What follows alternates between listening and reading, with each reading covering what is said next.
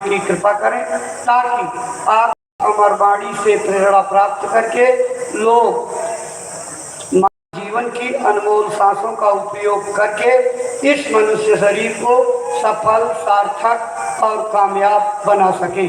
परम श्रद्धेय पूज्य महाराज जी। बैठ जाओ आप लोग। अपना अपना स्थान देख करके, छाया देख करके आप सभी लोग बैठ जाइए। सभी प्रेमी भाई बहन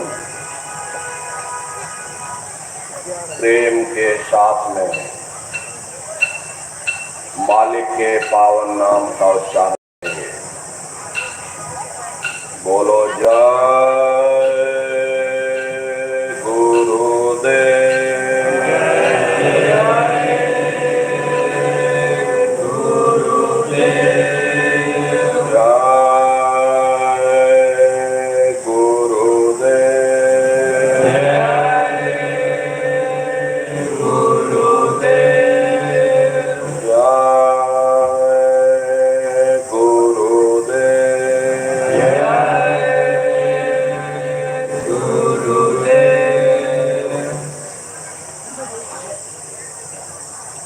सर्वत्र विराजमान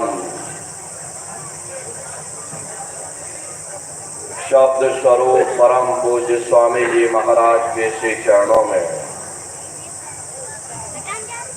कोटि कोटि नमन प्रणाम करते हुए इस सत्संग समारोह में उपस्थित सभी सत्संगी धर्म प्रेमी भाई बहनों को सादर जय गुरुदेव। जय गुरुदेव। प्रेमी भाई बहनों, हम आप परम सौभाग्यशाली हैं कि ऐसे कलिकाल में हम लोगों को ये मानव तन, ये मनुष्य शरीर प्राप्त हुआ। उससे भी परम सौभाग्य की बात है कि मनुष्य मंदिर में बैठ करके हम लोगों को सत्संग सुनने का ये अवसर मिल रहा। जब जन्म जन्मांतरों के शुभ पुण्य कर्म संचय होते हैं तब बड़े ही सौभाग्य से ऐसा दुर्लभ अवसर प्राप्त होता। सत्संग जल जो कोई पावे, मैल आई सब कट कट जावे। यह ऐसा जल है जहाँ कौवा स्नान करता और हंस बन करके बाहर निकलता। हम लोग अहो सौभाग्यशाली हैं। ये अवसर हम लोगों को मिला हुआ। जो भी वचनवाणियां आज आपको सुनाई जाएं, बड़े ही प्रेम के साथ एक एक वचन को बड़े ध्यान से सुनिएगा और उस पर अमल करिएगा, क्योंकि ये सत्संग है। संतों महात्माओं के सत्संग में कभी किसी जात और बिरादरी, किसी कौम या मजहब या किसी भी व्यक्ति विशेष की कभी कोई निंदा चुगली आलोचना या किसी की बुराई नहीं की जाती। यह तो बड़ी गलत बात है कि अगर हमारी अकल के मुताबिक कोई उस मालिक की भक्ति नहीं करता तो हम डंडे और तलवारें दिखाना शुरू कर देते, उसे डराना और धमकाना शुरू कर देते हैं। हमें तो उसे प्रेम से समझाना चाहिए कि भाई इस रास्ते पर चल करके हमारा ये फायदा हुआ, अगर तुम्हारी अकल में आता है तो तुम भी इस रास्ते पर चलकर अपना फायदा उठा सकते। सत्संग कैसे जानिए, जेते कै नाम वखान। सत्संग वह जगह है जहां केवल शब्द या नाम का प्रचार किया जाता, मालिक से मिलने का प्रेम और प्यार पैदा किया जाता।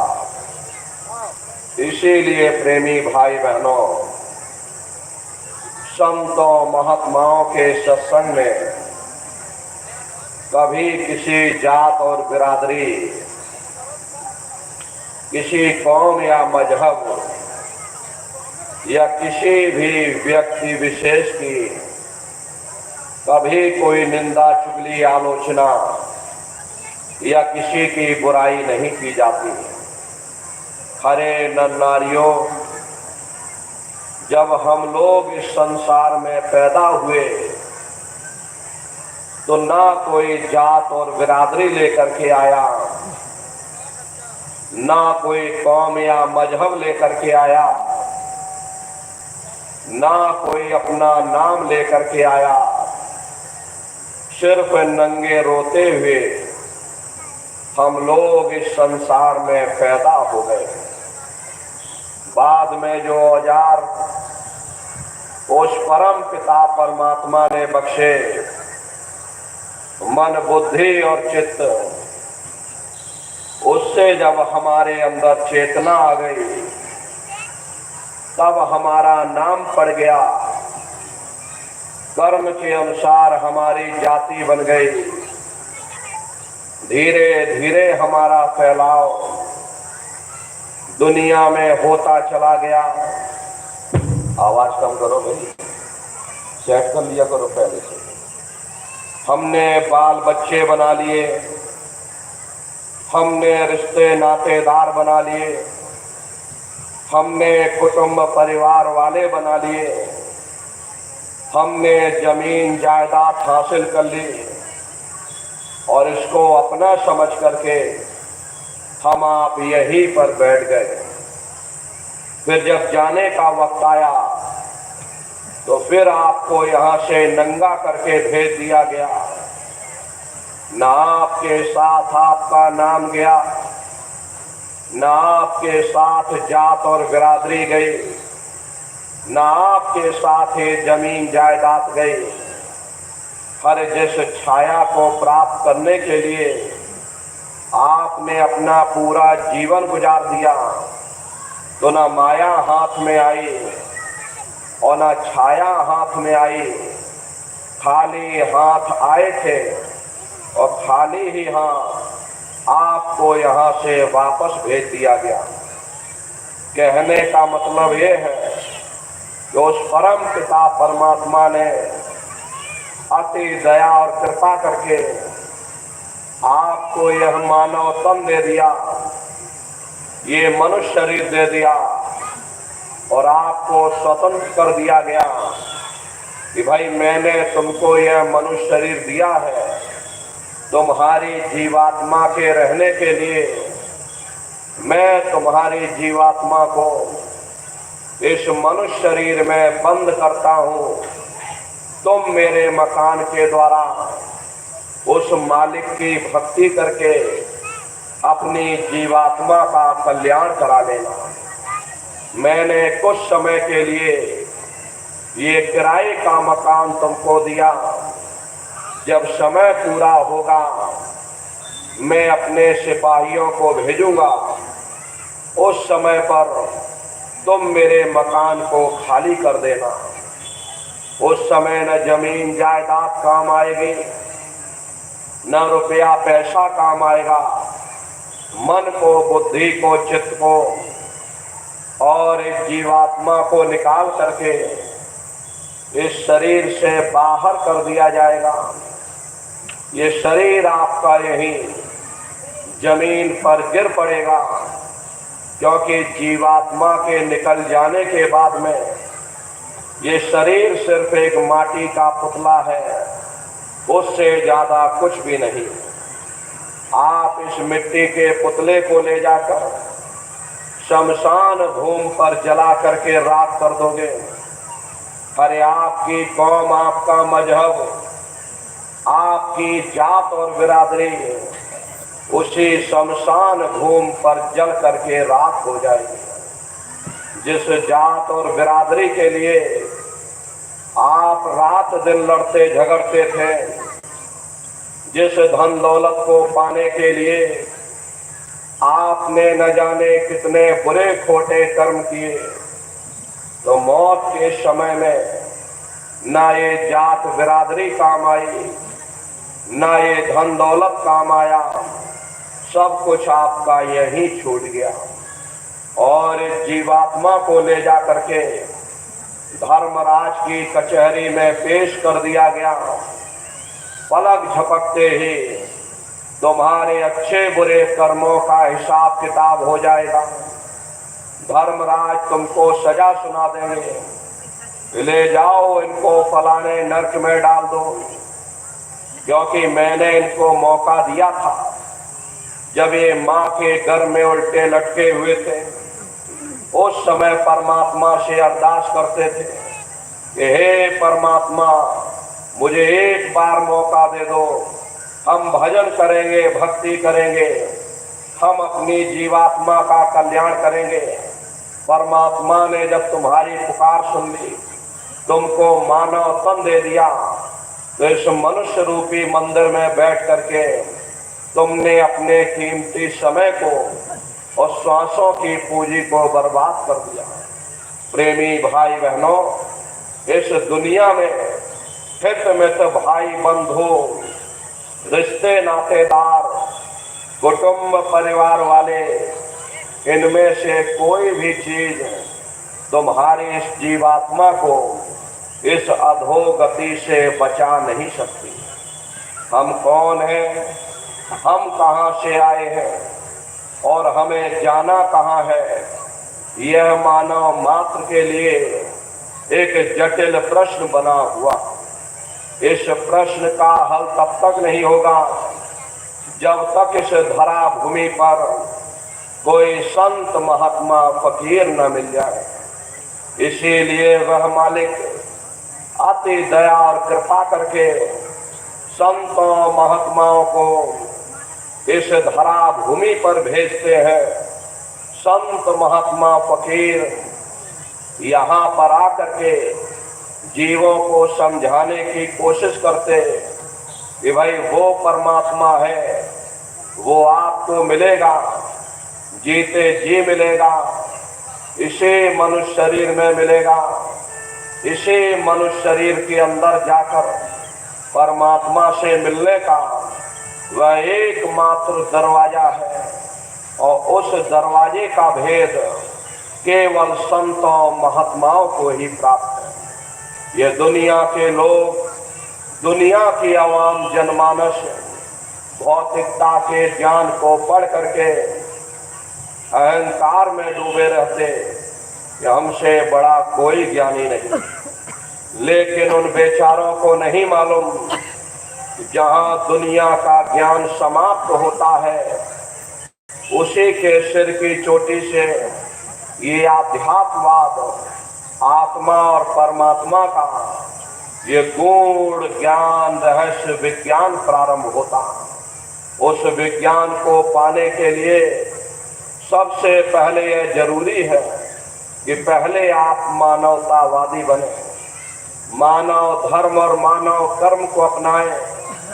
अरे मानव धर्म क्या है कि इंसान इंसान के काम आवे, एक दूसरे की निस्वार्थ भाव से सेवा करे, सत्य, दया, हिंसा, परोपकार आदि गुणों को अपने जीवन में उतार करके और किसी संत महात्मा की खोज करके उनके बताए हुए रास्तों पर चल करके उस मालिक की भक्ति करके अपनी जीवात्मा का कल्याण करा ले, यही इंसान का सबसे बड़ा मानव धर्म है। लेकिन आज इस कलिकाल में ये दुनिया की आवाम जनमानस इंद्रियों के भोग और वासनाओं में, शराबों और कबाबों में, मांस और मदिरा में सुख ढूंढने की कोशिश कर रही है। ये चरित्र पतन जैसे कार्यों को अपना करके ये आवाम जनमानस कैसे सुखी हो सकती है? पहले अपने चरित्र जैसे धन को इकट्ठा करो, क्योंकि चरित्र ही सब कुछ है। चरित्र ही मानव धर्म की पूंजी है।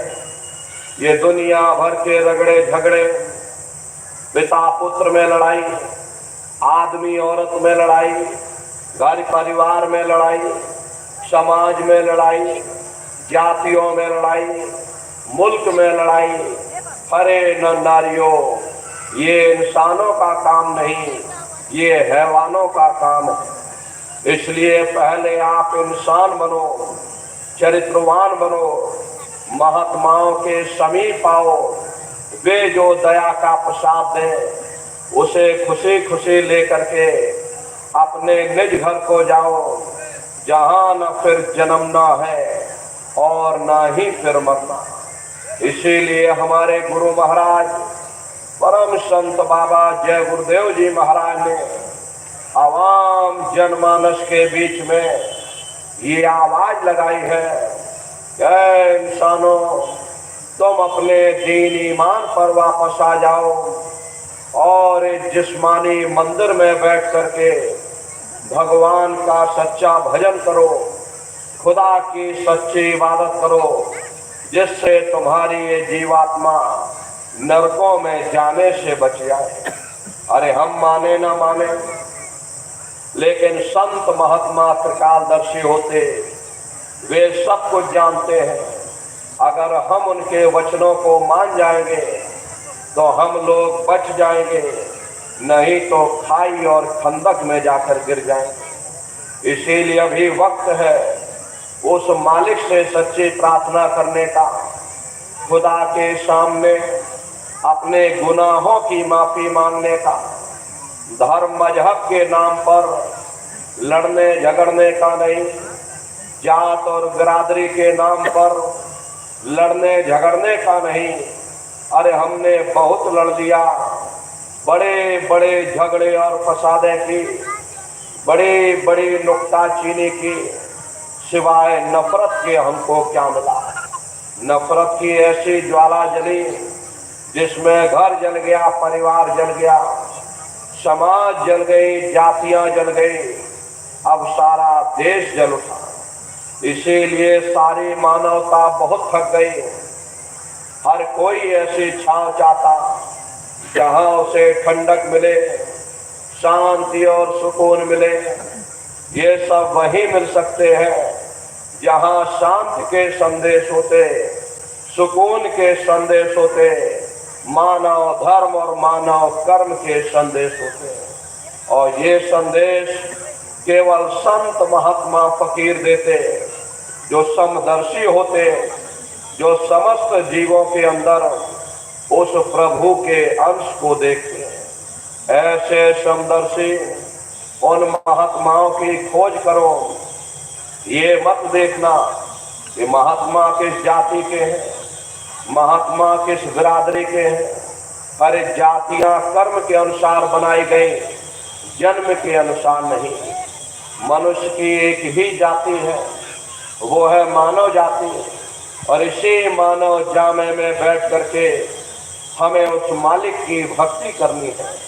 अरे न नारियों, सुपच जात के भंगी थे, रैदास जी जात के हरजन थे, मीराबाई जात की छत्राणी थी।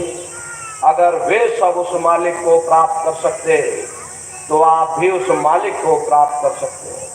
लेकिन बगैर महात्माओं के, बगैर मुर्शिद के कोई भी जीव इस संसार समुद्र से ना कोई पार हुआ और ना ही कोई हो सकता। ये समुद्र ऐसा है जिसके न इस किनारे का पता न उस किनारे का पता कोई नहीं जान सकता। ये दुनिया कब बनी, कितनी बार प्रलय और महाप्रलय हो गई, लेकिन इतना जरूर मालूम है कि जिस दिन से दुनिया बनी हम आप यहीं पर भटका खा रहे हैं। अगर इधर से हवा चली, नैया हमारी उधर चली गई, और अगर उधर से हवा चली तो हमारी नैया डगमगाते हुए इधर चली गई। न जाने कितने युग और कल्प बीत गए, लेकिन हमारी ये नैया आज तक इस भव सागर से किनारे नहीं लगी। इसलिए नर नारियों, सौभाग्य से वक्त का इतना बड़ा वरदान आपको मिला, ये मानव तन आपको मिल गया। न जाने किस महात्मा की दया हो गई, न जाने कौन से जन्म जन्मांतरों के शुभ पुण्य कर्मोदय हो गए जो आपको ये मनुष्य शरीर मिल गया।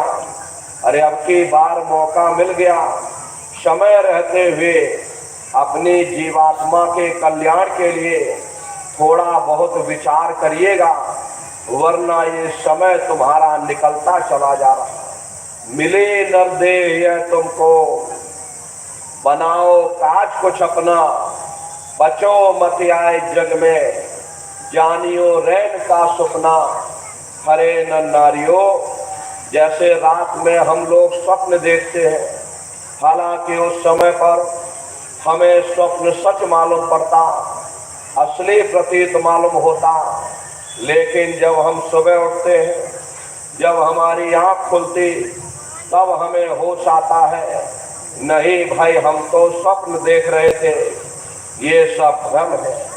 ठीक उसी प्रकार से ये दुनिया भी 10, 20, 100 साल का स्वप्न। अब आप कहोगे हम जाग रहे हैं, परंतु प्रेमी भाई बहनों, ऐसा हरगिज नहीं है। जिस दिन मौत का वक्त आएगा, अरे आप रोगे, हाय हाय करके चिल्लाओगे, हाय हमने सारी जिंदगी यूं ही स्वप्न में गुजार दी, जागने का समय अभी आया, जो कुछ करना है अभी करना। लेकिन प्रेमी भाई बहनों, अब पछताए होत क्या, जब चिड़िया चुग गई खेत। प्रेमी भाई बहनों, जैसे मरीज को मिश्री कड़वी लगती है, हालांकि मिश्री कड़वी नहीं होती, बल्कि मरीज के मुंह का जायका कड़वा होता है। उसे चाहे कितने अच्छे अच्छे भोजन करा दो, हलवा पूड़ी पकवान बना करके खिला देना, उसे अच्छा नहीं लगेगा। ठीक उसी प्रकार से ये मनुष्य भी इंद्रियों के भोग और रोग में, शराबों और कबाबों में इस कदर से फंसा हुआ, यहाँ से निकलना दुश्वार हो गया। अरे निकलना तो दूर की बात रही, उस मालिक की ओर ध्यान ही नहीं जाता, शब्द या नाम की तरफ किसी का ख्याल तक नहीं जाता।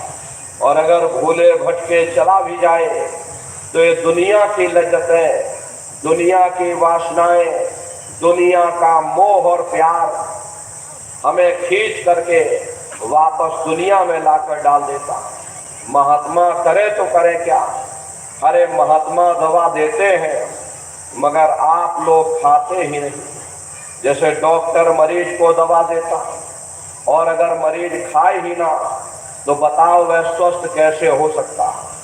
डॉक्टर की दवा अलमारी में रखी, मरीज बिस्तर पर पड़ा और गालियां हम डॉक्टर को देते। इसमें डॉक्टर का क्या कसूर, इसमें महात्मा का क्या कसूर।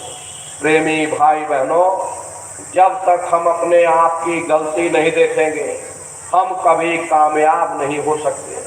महात्मा प्रेम से जीवों को समझाते कि भाई देह और गृह सब झूठा, भरम में काहे को खपना, ये घर बार हमारा अपना नहीं, ये पराया देश है, ये सराय खाना है, ये मुसाफिर खाना है, ये शरीर भी तुम्हारा अपना नहीं, ये भी काल का पिंजरा है, किराए का मकान है, पराया मकान है। किसी को 40-50 साल के लिए मिला, किसी को 80-90-100 साल के लिए मिला, हर जितने जितने श्वास उस मालिक ने बख्शे हैं, उसे भुगतने के बाद में हमें शरीर को यही छोड़ जाना। श्वास दुधारा नित ही जारी, एक दिन खाली चाम।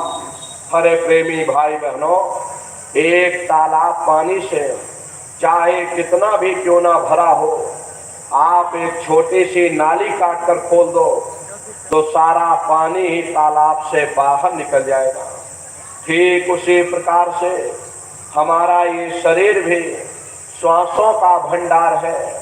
जब तक श्वासों का भंडार जारी है, हम दुनिया के काम काज में फंसे हुए, दुनिया के कारोबार में उलझे हुए, लेकिन जिस वक्त ये श्वासों का भंडार खाली होगा, हरे टेलीफोन खड़क जाएंगे, तार पहुंच जाएंगे, संदेश पहुंच जाएंगे, सब रिश्ते नातेदार, सब कुटुंब परिवार वाले, सब अड़ोस पड़ोस वाले मिनटों सेकंडों में इकट्ठा हो जाएंगे। हरे नारियों, जिस शरीर से तुम इतना प्रेम किया करते थे, उसे कोई एक रात भी घर में रखने को तैयार नहीं होता। कंधों पर लटका करके शमशान भूमि पर छोड़ कर आ जाते हैं। अरे मामूली पीड़ा नहीं होती, मौत के समय में घन घोर पीड़ा होती है। सहजो बाई ने पीड़ा को बयान किया है कि सहजो मौत आइया, अंग अंग दिया तोड़, और हिया जरे छाती फटे, उठे पीर घन घोर। गुरु महाराज सत्संग में कहते थे कि जैसे 1,00,000 बिच्छू एक साथ हमारे जिस्म पर डंक मारे, उससे भी लाखों करोड़ों गुना ज्यादा मौत के समय में दर्द होता। जब मृत्यु आती है तो किस तरह से प्राण निकलते हैं, प्राणों के निकलने की क्या प्रक्रिया होती है, जरा उसे भी आप लोग समझ लो। देखो प्रेमी भाई बहनों, जैसे संसार में महाप्रलय आती है, महाप्रलय के समय क्या होता, सबसे पहले पूरी पृथ्वी ढह जाती है। ये पृथ्वी पानी में घुल करके और पानी बन जाती है। मानो सृष्टि की प्रलय एक बड़ी कयामत है, शरीर की प्रलय एक छोटी कयामत है। तो जैसे ही मौत आएगी, सबसे पहले गुदा चक्र टूटेगा, सिमटत भांस श्वास उठ जावे, प्राण पति जब सिमट समावे। उस समय हमारी श्वासें रुक जाएगी, शरीर की चेतना पीछे सिमटने लगेगी, तो सबसे पहले गुदा चक्र ही टूटेगा, क्योंकि गुदा चक्र में पृथ्वी का वास होता है। गुदा चक्र टूट करके ऊपर इंद्रिय चक्र में समा जाएगा। इंद्रिय चक्र में जल का वास होता, यानी जल ने पृथ्वी को घोल दिया। फिर जब इंद्रिय चक्र टूटेगा तो ऊपर नाभि चक्र में समा जाएगा। नाभि चक्र में अग्नि का वास होता, यानी अग्नि ने फिर जल को सुखा दिया। ये नीचे से सिमटाव होता है। फिर जब ये नाभि चक्र टूटेगा तो हृदय चक्र में समा जाएगा। हृदय चक्र में वायु का वास होता, यानी वायु ने अग्नि को अपने में समाहित कर लिया, और इस तरह से वायु आकाश में उड़ गई। जब यह कर्म कलाय उपजावे, बुद्ध सुरत की आन दबावे। जब यह जीवात्मा पांचों तत्वों को लांग करके, जल पृथ्वी अग्नि वायु आकाश पांचों तत्वों को लांग करके ऊपर आती है, तो काल दाढ़ में आन दबानी, और जब ढरके नैनन से पानी। जब काल अपनी दाढ़ में दबाता, उस समय नेत्रों से पानी निकलता, इंद्रियां टूट टूट करके सब चकनाचूर हो जाती हैं, सब रिश्ते नातेदार खड़े रह जाएंगे, डॉक्टर वैद्य हकीम सब घेरे रह जाएंगे, लेकिन आप अपनी पीड़ा को उस समय अपने मुख से बयान नहीं कर पाओगे। सिर्फ आपके नेत्रों से अश्रु टपकेंगे। हरि यमदूत आते हैं, प्राणों की डोरी को तोड़ देते और जीवात्मा को खींच करके इस शरीर से बाहर कर दिया जाता। और जैसे ही जीवात्मा शरीर से अलग हुई, ये शरीर आपका मिट्टी हो जाता। फिर इस मिट्टी को एक रात अपने घर में कोई रखने को तैयार नहीं होता। कहते भाई जल्दी करो जल्दी करो। अब इनकी शक्ल देखने में हमको डर लग रहा। जल्दी से बाजार से कफन खरीद के लाओ, जल्दी से लकड़ियां खरीद के लाओ, अरे जल्दी से चिता तैयार करो, इनको घर में से जल्दी से उठा ले जाओ, वहीं शमशान भूमि पर जला देना, ज्यादा समय घर में मत रखना वरना बदबू करने लगेंगे, इसलिए जल्दी से उठा ले जाओ। ये जो इनके घर में कपड़े लत्ते पड़े हुए, अरे इनके कपड़े लत्ते भी उठा ले जाओ, वही शमशान भूमि पर जला देना। अब इनकी छुई हुई चीज हमको घर में एक नहीं चाहिए, इसलिए इनका बिस्तर, जिस बिस्तर पर ये लेटे रहे, अरे इनका बिस्तर भी उठा ले जाओ। हमको घर में एक इनकी छुई हुई चीज नहीं चाहिए, इनका बिस्तर भी उठा करके वही शमशान भूमि पर जला देना। ये सब अशुद्ध हो गया, लेकिन उसने कोई सोने की अंगूठी पहनी होगी, उसे धीरे से उतार कर जेब में रख लो, बस वही एक अशुद्ध नहीं होगा, बाकी सब अशुद्ध हो जाएगा। अरे महात्मा कहते हैं भाई कुटुंब परिवार मतलब का, और बिना धन पाश नहीं जाए, ये रिश्ते नातेदार, ये कुटुंब परिवार वाले, ये सब स्वार्थ के संगी साथी।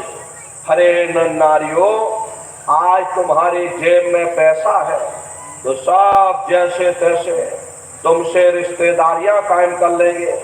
आज जेब खाली हो जाए तो बेटा बाप को बाप कहने के लिए तैयार नहीं होता। आप रोज कचहरियों में मुकदमों का हाल देखते हो।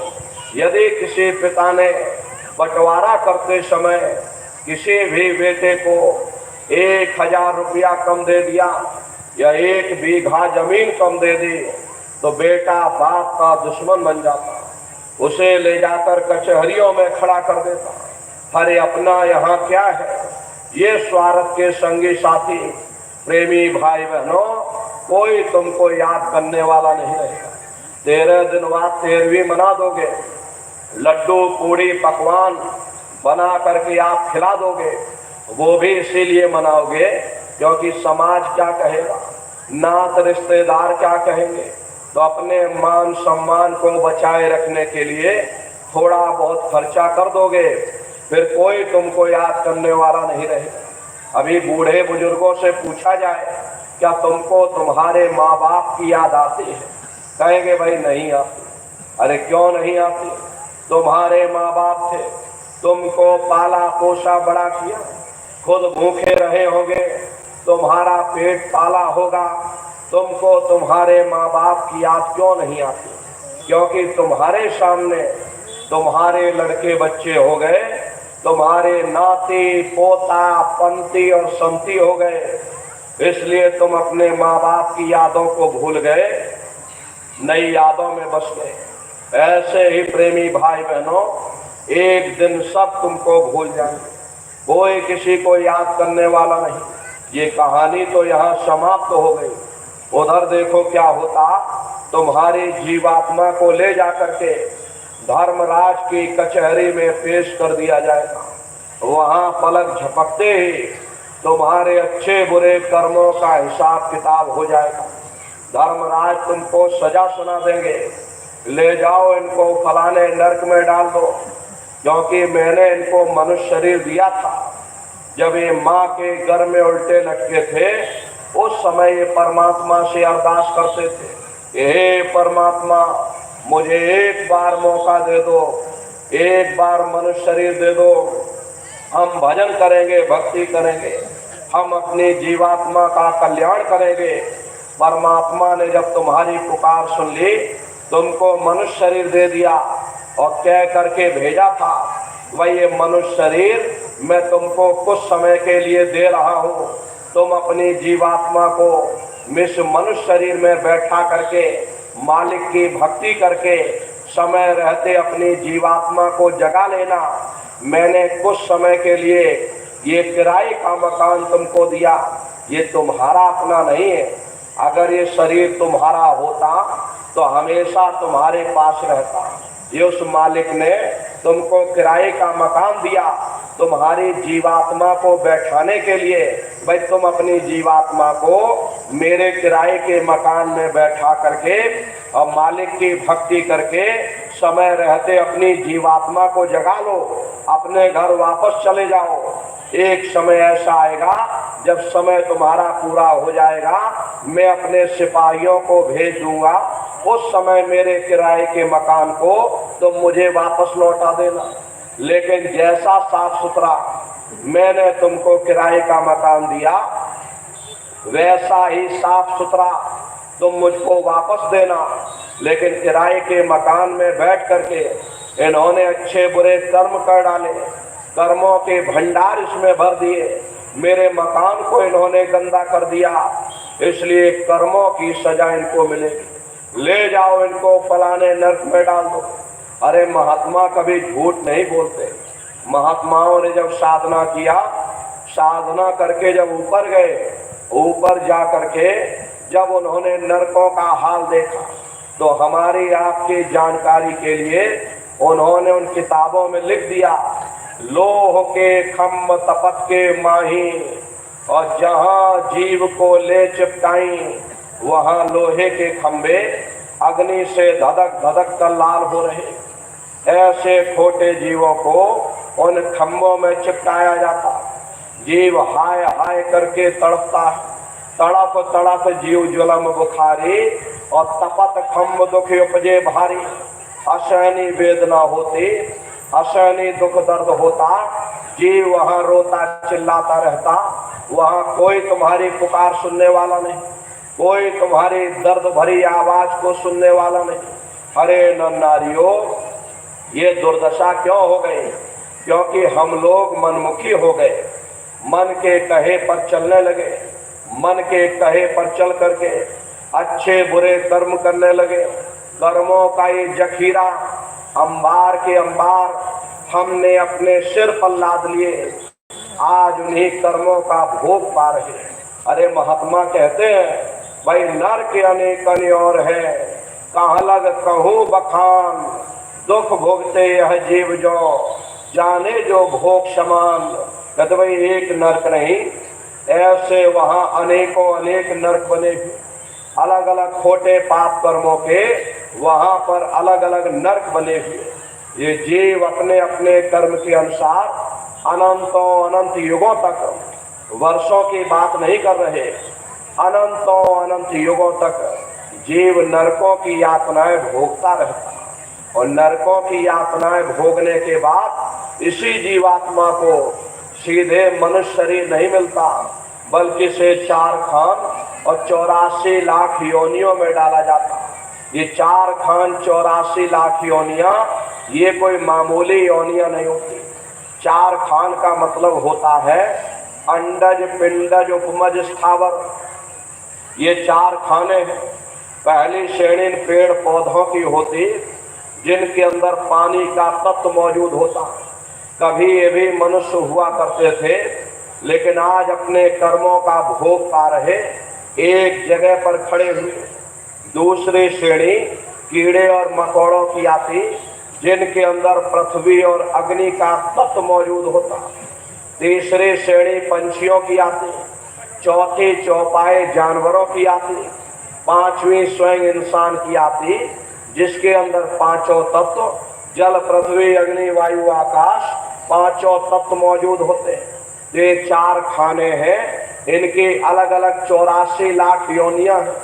अब आप पेड़ पौधों को ही देखो तो आम का पेड़ अलग है, नीम का पेड़ अलग है, महुए का पेड़ अलग है।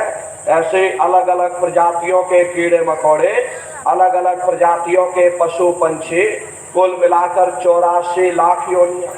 हम दुनिया के जीव अपने अपने कर्म के अनुसार अनंतों अनंत युगों से इन्हीं 84 लाख योनियों में भटक रहे।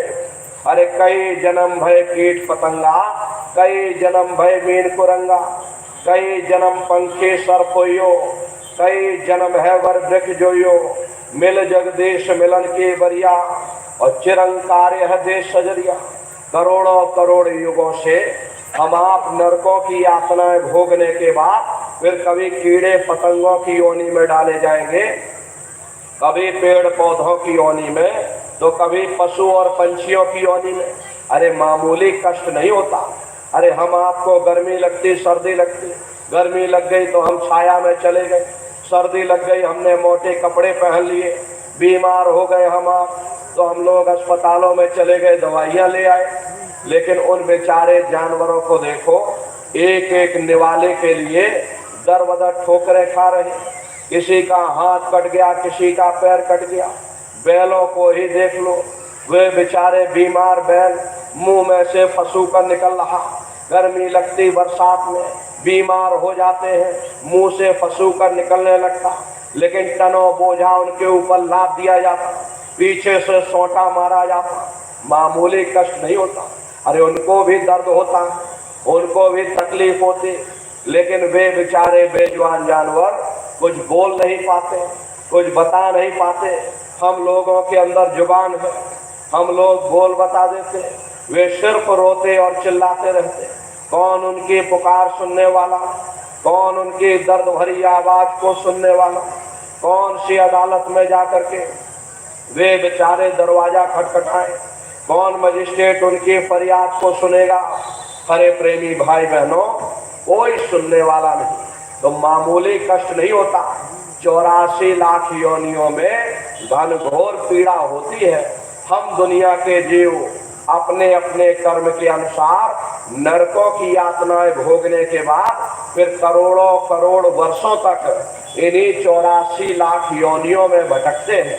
84 लाख योनियों की सबसे जो आखिरी योनि होती है वो गाय और बैल की योनि होती है।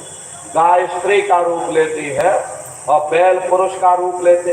ये 84 लाख योनियों की सबसे आखिरी योनि होती है। इसीलिए हमारे धर्म शास्त्रों में गाय और बैल को काटना निषेध किया गया, क्योंकि ये गाय और बैल न जाने कितने युगों से नरकों की यातनाएं भोगने के बाद 84 लाख योनियों में भटकने के बाद तब इनको गाय और बैल की योनि में डाला जाता। ये इनकी आखिरी योनि होती है, उसके बाद इनको मनुष्य शरीर मिलना होता। लेकिन यदि हम गाय बैल को बीच में ही काट देंगे, मार देंगे, मान लो गाय बैल की उम्र 20 साल की है और 10 साल की आयु में हमने गाय या बैल को मार दिया, तो बाकी बचे 10 साल ये प्रेत योनि में भटका खाएंगे। वहाँ प्रेत योनि में भटकने के बाद में फिर जब इनको मनुष्य शरीर मिलेगा तो यही बच्चे चिड़चिड़े स्वभाव के पैदा होंगे। इसीलिए हमारे धर्म शास्त्रों में गाय और बैल को काटना निषेध किया गया। तो गाय और बैल की योनि ये 84 लाख योनियों की सबसे आखिरी योनि यानी अंतिम पायदान होता। उसके बाद तब जा करके हम लोगों को दोबारा ये मनुष्य शरीर प्राप्त होगा। इसीलिए कहा गया कि बड़े भाग्य मानुष तन पाया, बड़े ही सौभाग्य से हम लोगों को ये मानव तन मिला।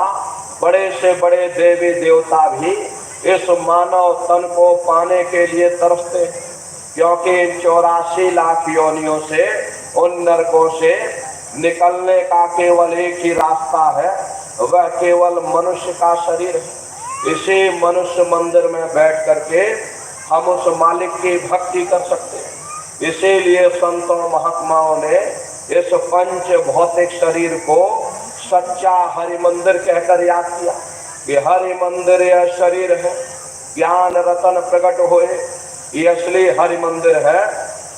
जब भी वो मालिक मिलेगा इसी हरि मंदिर के अंदर मिलेगा। इसी पंच भौतिक शरीर को ईसा मसीह साहब ने टेम्पल ऑफ लिविंग गॉड यानी जिंदा खुदा का मंदिर कहकर याद किया। इसी पंच भौतिक शरीर को मुसलमान फकीरों ने कुदरती काबा कहकर याद किया। ये असली कुदरती काबा है। खुदा का दीदार जब भी होगा इस कुदरती काबे के अंदर जाकर होगा। बाहर से आज तक न कभी किसी को परमात्मा मिला, न भविष्य में कभी मिल सकता। यही कबीर साहब ने लिखा कि जो तिल माही तेल है, जो चकमक में आप और तेरा साईं तुझ में, और जाग सके तो जा।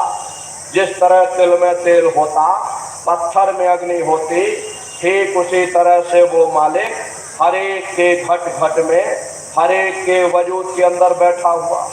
यही आपकी धर्म पुस्तकों में लिखा है, अरे मोको का धुड़े रे बंदे, मैं तो तेरे पास में, और ना तीरथ में ना मूरत में, मैं तो हूँ विश्वास में। ना मैं तीरथ में मिलूंगा, ना मैं मूरत में मिलूंगा, ना अन्य किसी कर्म कांड में मिलूंगा।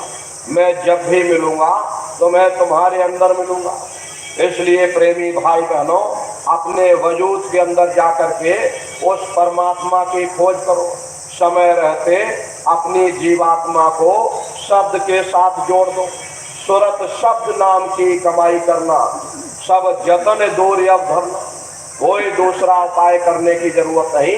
कलयुग में एक ही उपाय करो, अपनी सुरत को शब्द के साथ जोड़ दो। इसके लिए संतों महात्माओं ने केवल 3 क्रियाएं बताई। साधन 3 सारे वर्णे, और साधन सब थोथे मान। इस कलयुग में उस मालिक को प्राप्त करने के लिए संतों महात्माओं ने केवल 3 क्रियाएं बताई। पहला है सुमरन, दूसरा है ध्यान, और तीसरा है भजन। सुमरन कहते हैं उस मालिक को याद करना, ध्यान कहते हैं दृष्टि को एकाग्र करना, और भजन कहते हैं कान में उंगली डाल करके उस शब्द को सुनना, उस नाम को सुनना जो मालिक के घर से आवाज आ रही। तो कैसे आप लोग सुमरन करोगे, कैसे ध्यान करोगे, और कैसे भजन करोगे? बहुत से नए प्रेमी भाई बहन बैठे हुए, तो सुमरन कैसे करना है, ध्यान कैसे करना और भजन कैसे करना, आप लोग अच्छी तरह बैठकर समझ लेना और घर पर जा करके करिएगा। तो सबसे पहले सुमरन कैसे किया जाएगा,